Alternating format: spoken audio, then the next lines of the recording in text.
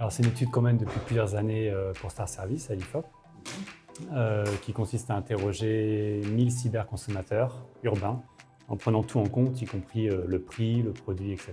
Quand on lui demande qu'est-ce qui est important pour vous lorsque vous achetez sur Internet, 70% répondent en premier la livraison.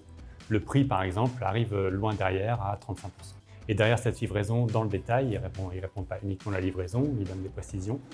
On a notamment les délais, le respect des délais de livraison qui sont cités par 40%.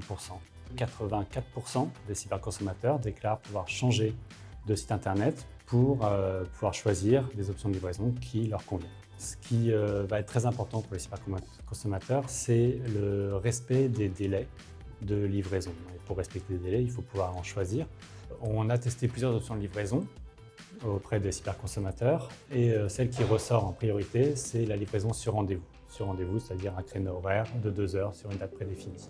La livraison sur rendez-vous, elle est intéressante pour 78% des cyberconsommateurs et la moitié des cyberconsommateurs sont prêts à payer.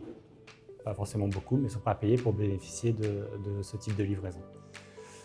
On leur a demandé aussi si on vous propose une livraison dans l'heure qui suit la commande, donc livraison express ou une livraison sur rendez-vous, laquelle vous préférez. Et à l'écrasante majorité, 84% préfèrent une livraison sur rendez-vous.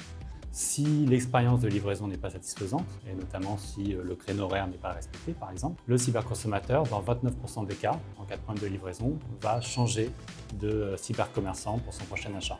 A l'inverse, si la livraison s'est parfaitement bien passée, on a 98% des cyberconsommateurs qui annoncent vouloir rester chez le même commerçant pour leur achat suivant. On a posé des questions autour de la livraison éco-responsable pour tester l'appétence des cyberconsommateurs à ce sujet. Il y a plusieurs éléments qui ressortent. D'abord, une livraison éco-responsable entraîne un bénéfice d'image très fort pour les enseignes qui le mettraient en place, puisqu'on est à plus de 70% d'images positives pour les enseignes qui mettraient en place une livraison éco-responsable, ce qui est assez logique, mais surtout, on est à plus de 35% de très bonnes images engendrées.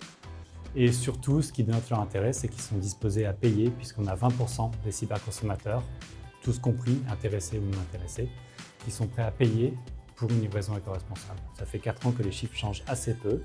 La livraison n'est pas catastrophique, plus de 90% sont satisfaits. Seulement 10%, 13% en l'occurrence sur la dernière année en sont très satisfaits, donc on a très peu de clients enchantés.